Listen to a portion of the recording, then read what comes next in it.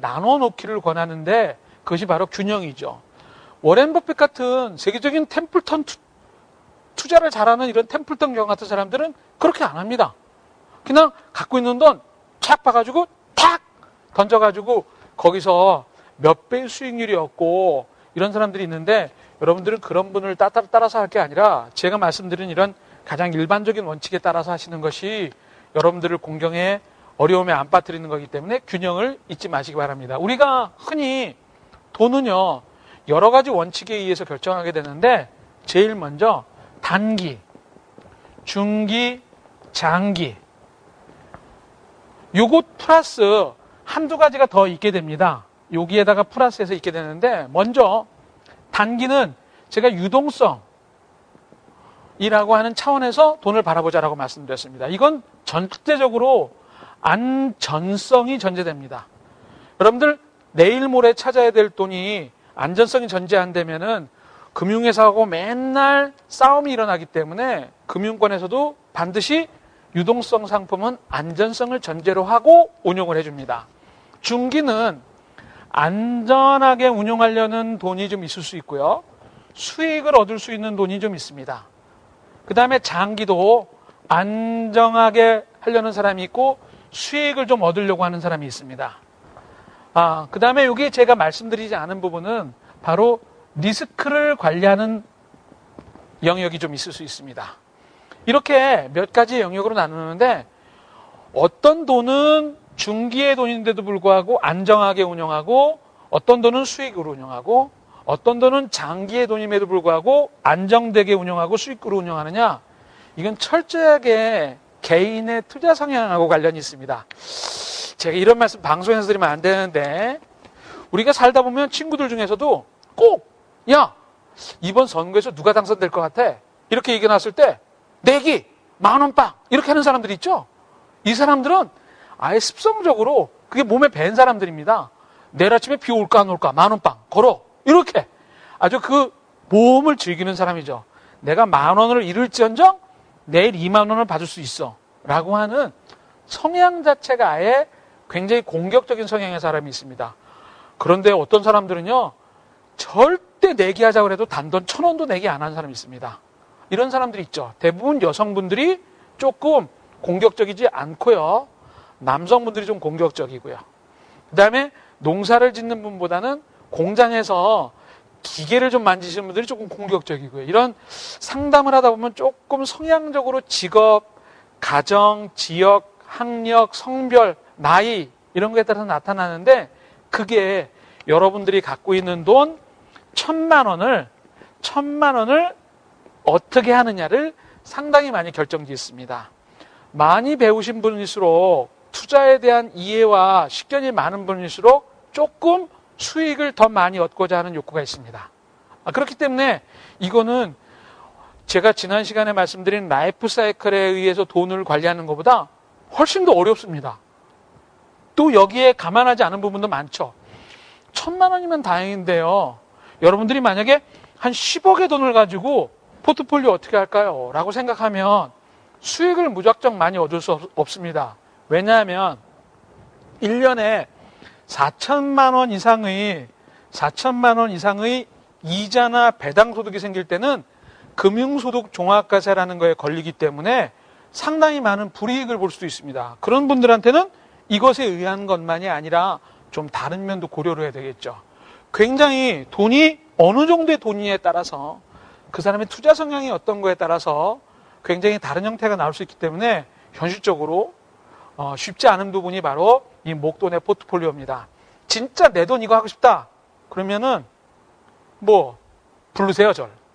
어쩔 수 없습니다. 농담이고요. 여러분들께서 궁금해하시는 부분에 대한 답을 드리기에는 조금 시간에 또 금액에 제한이 있기 때문에 제가 일반적인 원칙만 말씀드릴 수 없는 아쉬움이 있습니다. 여하튼 기간과 기대 수익률의 관계는 상당히 깊다. 제가 이전 시간에요. 이런 말씀을 드렸어요.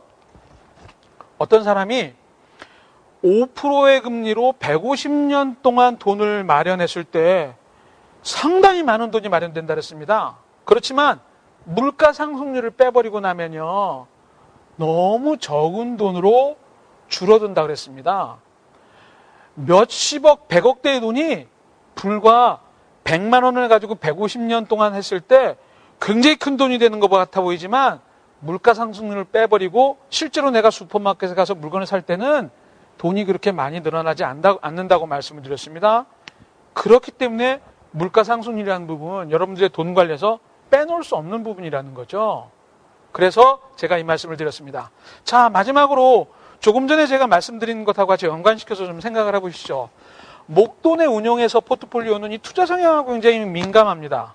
투자 성향은 단순하게 투자 성향에서 끝나는 게 아니라 그 사람의 금융적인 지식에 굉장히 많은 영향을 받습니다.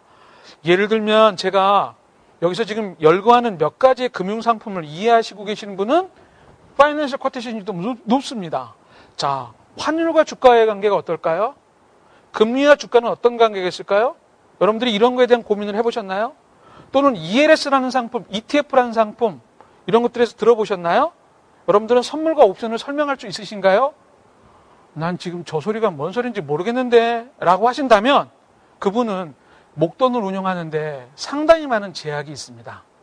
결국 은행에 예금 가서 어느 은행이 0.5% 더 준대, 돈이 이렇게 그리로 모이겠죠. 그런 부류에 속할 수밖에 없다는 거죠. 절대 조금 전에 말씀드린 것처럼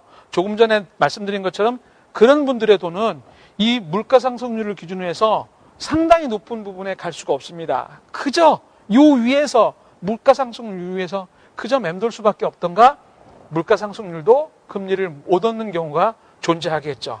그래서 투자 성향이라고 하는 것은 여러분들이 생각하시기에 성격, 타고난 성격, 공격적인 사람하고 그렇지 못한 사람하고 차이가 있다고 말씀드렸고요. 가정에서도 영향을 받습니다. 아버지가 얘야 안전하게 걸어가라 라고 하면 아들도 계속 안전이고요. 그 다음에 엄마가 조금 이렇게 공격 앞으로 이런 스타일이면 딸도 대부분 공격 앞으로 스타일입니다. 가정환경의 영향을 많이 받기 때문에 그렇습니다. 그런데 조심하셔야 될 것, 기억하셔야 될 것은 교육과 훈련 경험으로 투자 성향은 올라간다는 거죠. 다시 한번 제가 여기서 또 여러분들에게 필요한 얘기를 잠깐 하도록 하겠습니다. 자, 제가 여러분들한테 돈에 관련된 사이클을 하나 예전에 말씀드렸습니다. 앞으로도 종종 얘기를 하게 될 텐데, 돈을 벌고 돈을 쓰고 그 다음에 모으고, 모은 돈은 또 쓰고, 두 번째로 모은 다음에 굴리고, 그 다음에 굴린 돈 또 쓰고, 이게 세 번째고, 쓰다가 남기고. 물론 이 위에도 다른 게 있었는데 이것만 가지고 제가 설명을 드리겠죠.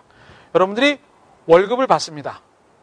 또는 자영업을 해서 돈이 생깁니다. 그럼 일정 부분을 쓰고 일정 부분을 모읍니다. 그 모으는 돈은 한 달에 50만 원, 100만 원, 200만 원이지 2천만 원, 3천만 원 1억이 아니죠. 그렇기 때문에 이 모으는 돈은 한 달에 50만 원, 한 달에 100만 원, 이 정도의 돈을 시간을 두고 쭉 모으게 되는데, 이 돈을 모을 때 여러분들이 저 투자 성향과 금융에 대한 지식들을 업그레이드를 시켜놓지 않으면 나중에 그 돈이 모여져서 5천만 원이 되고 1억이 돼도 장님이 된다는 겁니다. 그렇기 때문에 돈을 모으는 과정에서 여러분들이 경험해야 될 것들을 다 경험하시면 됩니다. 이때에는 여러 가지로 여러분들이 크게 노출이 안 됩니다. 왜냐하면 50만 원 펀드 과감하게 한다 해서 여러분들의 인생이 좌지우지 되느냐? 그렇지 않습니다. 그렇지만 5천만 원 펀드 잘못하면은요 2,500만 원 날라가요. 50만 원 펀드 잘못한다 해서 25만 원 날라갔대서 내가 그렇게 심리적으로 큰 영향을 받는 게 아니기 때문에 모으는 과정 중에서 여러분들이 돈에 대한 연습과 훈련과 공부를 해놓으시면 5천만 원 1억도 굉장히 쉽게 결정할 수 있다는 겁니다. 그러니까 쉽게 말씀드리면 내 돈 5천만 원 어떻게 쓰면 좋겠어요? 라고 얘기할 때는 이미 그분은 방법이 없을 수도 있어요. 예전에 5천만 원을 모을 때까지의 과정에서 5년, 10년 동안 꾸준하게 공부를 해놨으면 5천만 원 저한테 의견만 구할 텐데 그런 과정이 하나도 없었던 분은 저한테 매달릴 거거든요. 선생님, 이 5천만 원 어떻게 해줘요? 책임지고 해줘야 돼요. 돈의 주인은 책임 하나도 안 지고 왜 제가 책임을 져야 됩니까? 그건 옳은 방법이 아니겠죠. 그렇기 때문에 돈을 모으는 과정 중에서 여러분들이 경험하시기를 권한다는 겁니다. 바로 여기에 돈 모으는 방법을 통해서 돈 굴리는 방법, 목돈을 어떻게 운용할지에 대한 생각을 하라는 겁니다. 자, 전문가 도움을 받든지 어쩔 수가 없어요. 자, 그 다음에 FQ라고 아까 제가 말씀드린 파이낸셜 쿼테이션, 금융에 대한 공부, 1년에 경제금융에 대한 책 한 권은 좀 보시길 권합니다. 대한민국 국민이 전부 다 보셔야 돼요. 필요하시면 제가 제일 쉬운 책부터 권해드릴게요. 여러분들이 경제나 금융에 대해서 공부를 하지 않고 내 돈이 늘어나길 기대한다. 이 공짜 점심을 바라는 거거든요.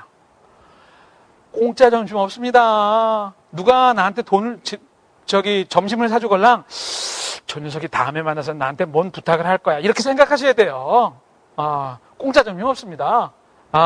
그래서 여러분들이 거시경제, 환율, 금리, 주가, 뭐 이런 것들, 금리 이런 것들 공부하셔야 돼요. 또 지속적인 관심을 가지고 신문 계속 보셔야 됩니다. 아침마다 오는 신문에 그냥 일간신문의 경제면이라도 보셔야 돼요. 스포츠면 연예면부터 보지 마시고, 스포츠면 연예면부터 보면서 내 돈이 빨리 늘어나길 기대하는 거, 이거 공짜 점심이에요. 공짜 점심. 그러지 마세요. 여러분들한테 부탁을 드립니다. 자, 이렇게 여러분들이 투자 성향과 파이낸셜 쿼테이션에 의해서 많이 상황이 바뀌고 여러분들의 돈을, 목돈을 어떻게 포트폴리오 할지는 좀 더 구체적인 건 다음 시간에 제가 여러분들한테 금융상품을 또 쭉 설명을 드리면서 다시 한번 얘기가 반복될 것 같기 때문에 여기에서는 몇 가지 원칙을 가지고 여러분들하고 이야기를 마무리해야 될 것 같습니다. 자, 내 돈 1,000만 원 어떻게 될까? 궁금증만 더 해주셨다고요? 아이고, 어쩔 수 없습니다. 다음 시간까지 기다리시죠. 제가 금융상품을 가지고 여러분한테 좀 더 주변에 보시는 금융회사에서 보시는 카탈로그에 나오는 여러 가지 상품들을 일일이 다 해부해서 여러분들의 선택의 폭을 좀 더 좁혀드리도록 하겠습니다. 자, 엉클존은 여기서 물러가고 다음 시간에 여러분들을 다시 찾아뵙겠습니다. 자, 행복한 한 주 되시고요. 다음 주에 뵙겠습니다. 감사합니다.